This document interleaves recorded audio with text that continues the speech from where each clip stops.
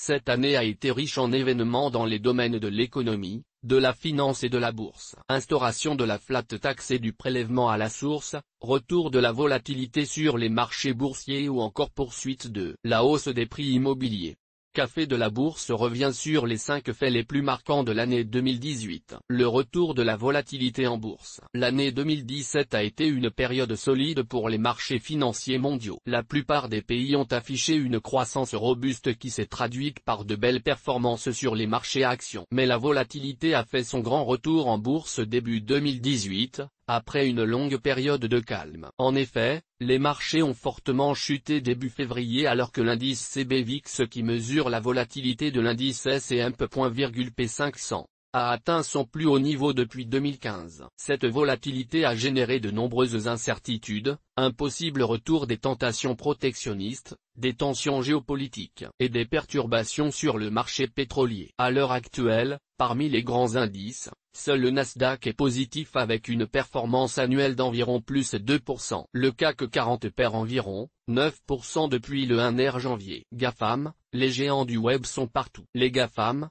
Google, Apple, Facebook, Amazon et Microsoft, se distinguent d'abord par leur poids économique. Pour l'année 2017, ils affichent tous un chiffre d'affaires en hausse. Les bénéfices sont aussi au rendez-vous. Amazon enregistre la plus forte augmentation par rapport à 2016, avec un bénéfice net à 3 milliards de dollars. En matière de capitalisation boursière, Apple reste toutefois à la tête des GAFAM grâce notamment à ses revenus évalués à 230 milliards de dollars en 2017. Alors que les GAFAM étaient le principal moteur de la hausse de Wall Street ces dernières années, les grands groupes américains de la technologie suscitent désormais des interrogations. Depuis le 3 octobre 2018, date à laquelle l'action Apple a atteint un sommet historique, la firme à la pomme et Facebook ont vu leur cours de bourse rentrer en tendance baissière. Alphabet, Facebook et Microsoft affichent aussi des baisses sur les marchés. Néanmoins, les derniers résultats publiés montrent malgré tout la robustesse de leur modèle économique. Les prix de l'immobilier grimpent toujours et les SCPI séduisent encore. Sur l'ensemble de l'année 2018,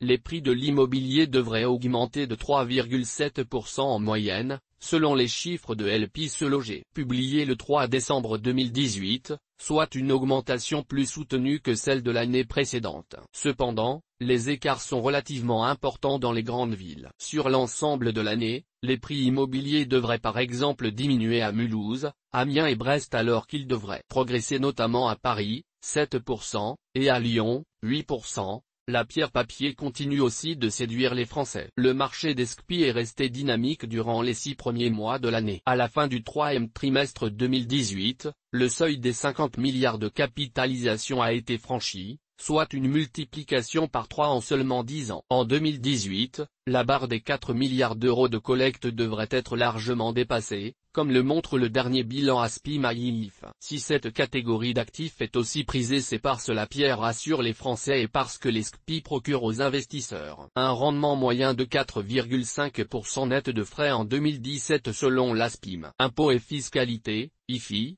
flat tax et prélèvement à la source. L'année 2018 est aussi celle de la mise en place de l'impôt sur la fortune immobilière, IFI, de la flat tax et du prélèvement à la source. Depuis le 1er janvier, l'ISF a été supprimé puis remplacé par l'IFI qui s'applique désormais aux particuliers dont la valeur nette du patrimoine immobilier est supérieure à 1,3 million d'euros. Ce nouvel impôt intègre les biens et droits immobiliers détenus indirectement au 1er janvier. L'instauration du prélèvement forfaitaire unique, FU, ou flat tax de 30% sur les revenus du capital, modifie en profondeur la fiscalité de l'épargne. Les placements soumis à cette nouvelle taxe sont les revenus des capitaux immobiliers, intérêts et dividendes, les plus-values sur les cessions de valeurs mobilières, les revenus des plans et comptes épargne logement, les gains réalisés sur les contrats d'assurance vie. La mise en place de la flat tax vise à réduire la taxation des revenus du capital et constitue donc une incitation à l'épargne financière. De plus, la flat tax ne touche pas aux contrats d'assurance vie de plus de 8 ans détenus par une personne ayant moins de 150 000 euros en assurance vie qui bénéficie d'une fiscalité à 24,7%. Concernant les comptes titres, le PFO joue en faveur des personnes imposées dans les tranches d'imposition supérieures. Enfin, la flat tax n'impacte pas le PEA qui voit ses spécificités fiscales conservées. Cependant, comme c'est le cas pour l'assurance vie, la hausse des prélèvements sociaux impacte négativement le PEA. S'agissant du prélèvement à la source sur l'impôt sur le revenu, il ne s'appliquera qu'à partir du 1er janvier 2019. Cette réforme a été mise en place dans l'objectif d'adapter le recouvrement de l'impôt au titre d'une année à la situation réelle du contribuable au titre de cette même année. 2018 est ainsi considérée comme une année blanche avec des spécificités mais qui ne signifie pas pour autant que les contribuables habituellement imposables ne paieront pas d'impôts. En effet, le Trésor public continuera de percevoir les impôts en 2018 sur les revenus 2017 et en 2019 sur les revenus 2019. Crack et éclatement de la bulle crypto-monnaie. En 2018,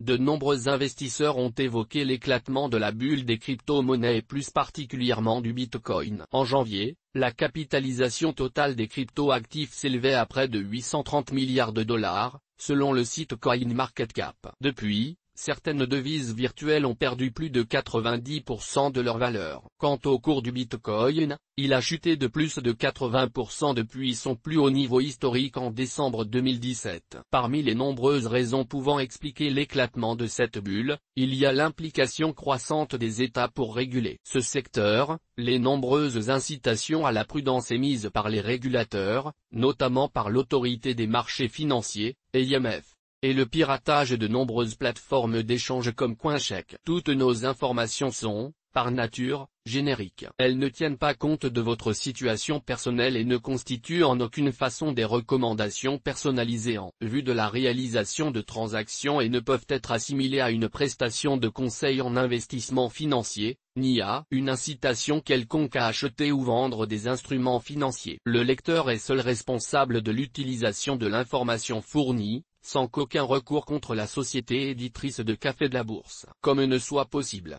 La responsabilité de la société éditrice de Café de la Bourse, comme ne pourra en aucun cas être engagée en cas d'erreur, d'omission ou d'investissement inopportun.